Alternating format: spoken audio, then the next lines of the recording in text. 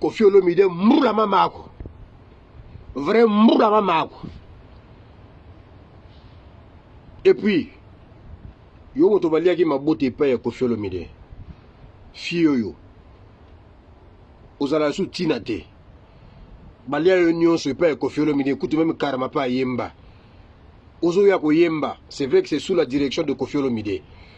Mais tu viens de chanter Congo ezali masuwa. Sassou nde capitaine. Ngempe sindi le kere ngempe mbrula mamako. Metawa. Butala ba Koffi oyo. Butala ba sindi oyo. Donc Sassou azala capitaine et Congo ezala masuwa na ndenge nini e bandi wat. Yo moni mabe wana Sassou sala na le Congo. Yo ebiango. Ta le Congo démocratique makambo ezala ki wana. Ko bunda na ko bunda sous Kabila, sous la gouvernance de Kabila. Qu'est-ce qui s'est passé? Peuple était les magis. Donc bilo kombo mesala boya ko yemba banzembo ezanga tina. Yemunda tongo ta Koffi Olomide mbrula mamako sindi mpengele mo butaka mo badia mo buta mpe mbrula mamako.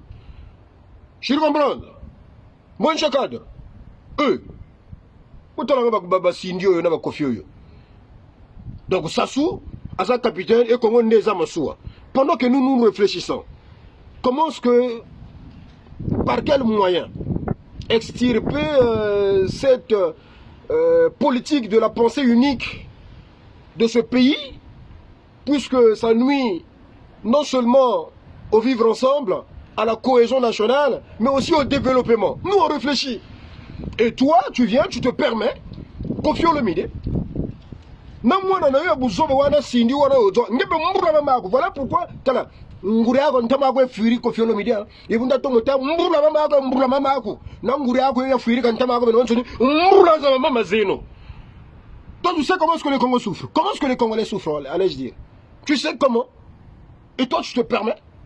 Tu viens chanter comme quoi Sassou Masuwa plutôt le Congo Masuwa Sassou capitaine. Mbula za mama zeno.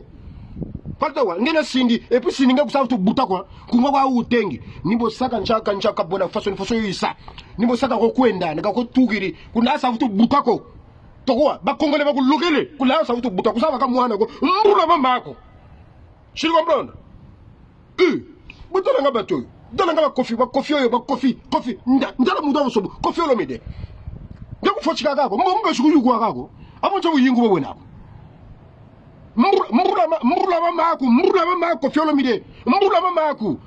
Voilà. Je sais que d'aucuns viendront me traiter ici, ben écoute, un analphabète, nanani, personne qui n'a pas trop étudié et tout ça. Mais moi, je m'en fous de tout ça. Voilà. L'intellectualisme n'a rien à voir dans tout ça. Ça énerve et puis ça m'écoeure.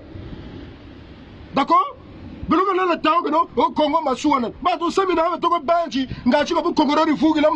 Allez, toi tu te permets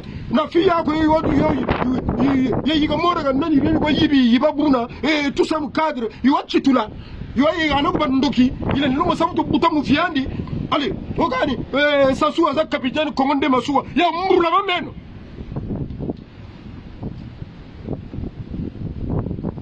nke jingi nani